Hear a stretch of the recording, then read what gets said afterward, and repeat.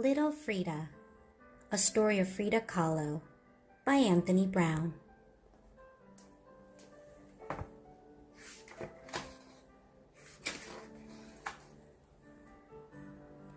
When I was 6, I fell ill with polio and had to stay in bed for 9 months.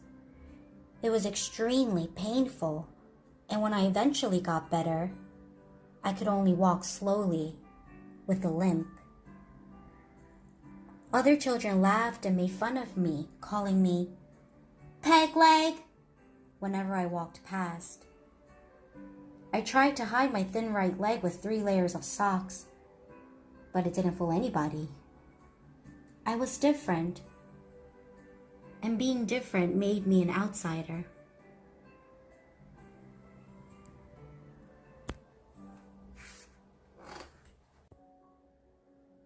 My father was a photographer, and sometimes he let me help him in his studio.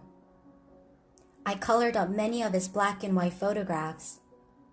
Although it was boring work, I loved being together with him. Most days, though, in spite of having 3 sisters, I played on my own. I was lonely, but I quite liked being separate. When I slept, I dreamed of flying. I longed to really fly. I thought about it all the time, and for my 7th birthday, I asked my parents for a toy plane. For days, I could think of nothing else but flying right around the world. But when the day finally came, these wings were all I got.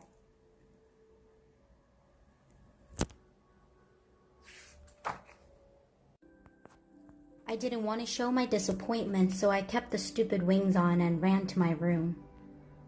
As I breathed on the window, it slowly became misty with condensation. I idly drew a shape on the glass with my finger.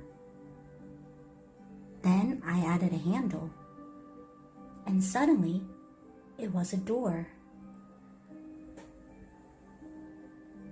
I opened the door and stepped through it.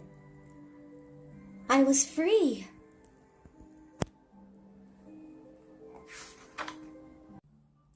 I could run. I ran and ran and ran until I was completely exhausted.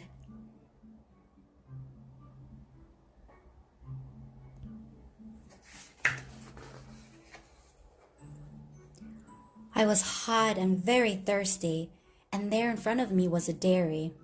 I walked all around the building looking for a way in, but I couldn't see one. Just when I was about to give up and go home, I noticed a little door. I crawled inside.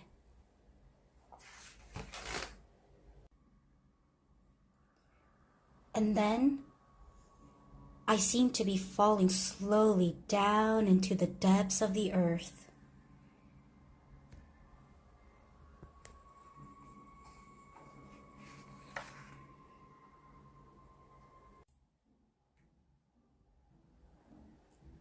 At the bottom, a girl was waiting for me. She didn't say anything, not even a hello.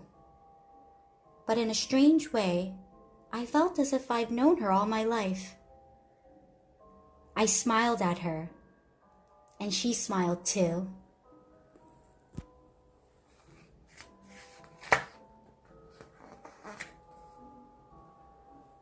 The girl silently started to dance. She was a beautiful dancer. And while she gracefully danced around the room, I talked to her. I told her all the secret things I worried about. There were many, and she listened to every word I said.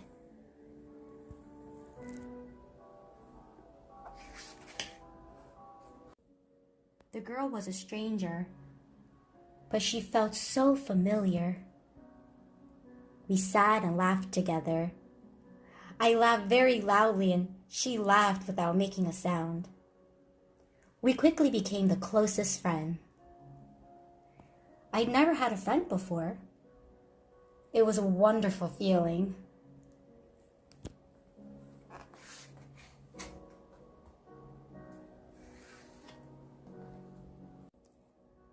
After a while, I knew I had to go. We waved goodbye, and I flew back home, away from the dairy, across the plains, and through the door drawn on the window. I rubbed out the door and ran to the furthest corner of the garden.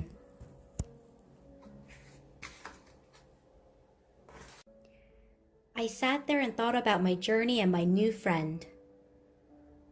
I was alone again, but now I was very happy. I knew that I could go back and see her whenever I wanted. She would be there waiting for me. From that day, I began to paint the girl over and over again. I visited her many times since that day. And in a way, I've been painting her ever since.